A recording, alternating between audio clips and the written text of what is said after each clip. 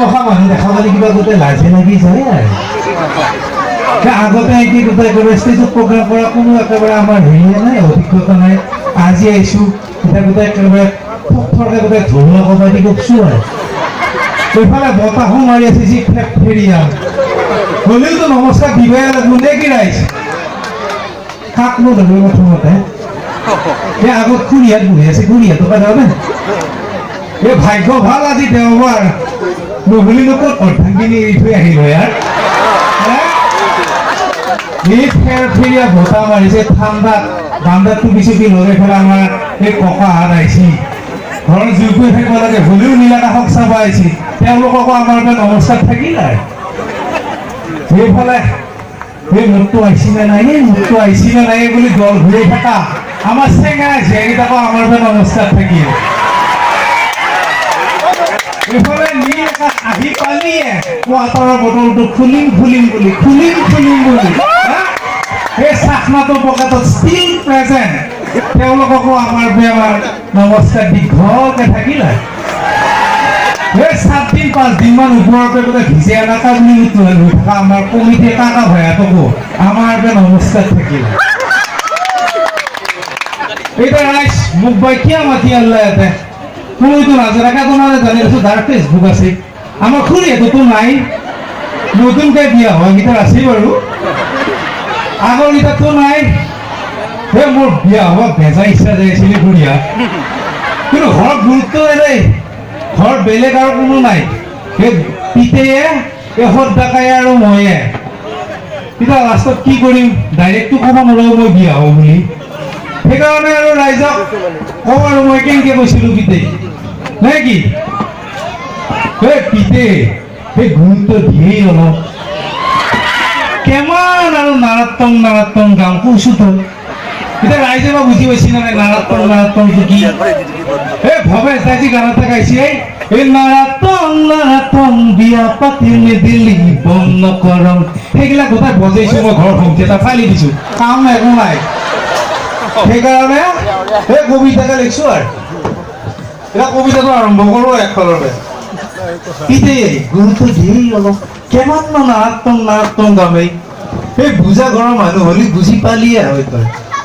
এই সদ ডেকা চলিয়ে যেতিয়া বৰদেউতা বুলি মাতেই দেহা গোটাই বেজি যায় এতিয়া গম পাব বৰডেকা অভাৰটেক কৰা সদ ডেকা চলিয়ে যেতিয়া বৰডেকা ওলাও মাতি সেই যি আনটো এঘাতৰ কাপোৰ দোকানী ননাথ সেই ননাথৰ যেতিয়া সদ ডেকা জীৱনত চলিয়ে বৰদেউতা বুলি মাতে তেতিয়া তাৰ কেনে তেজি গৈছিল সি গম পাব ৰাইজে গম নকৰে কিনো কৰবি আৰু সৰু গাড়ী এটো ডাঙৰ গাড়ী অভাৰটেক কৰে হয় নহয় সিদিনাখনে মনটোত অলপ দুখ লাগে পিছে এটা কথা ফলিত আৰু হ'ল দে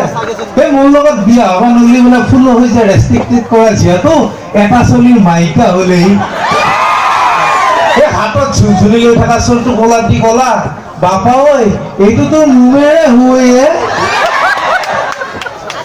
মই বোলো কি কাৰবাৰ এই চলটো প্লে ষ্টৰৰ পৰা ডাউনলোড কৰলা নে OLX-ৰ পৰা কিনলা এতিয়া আকৌ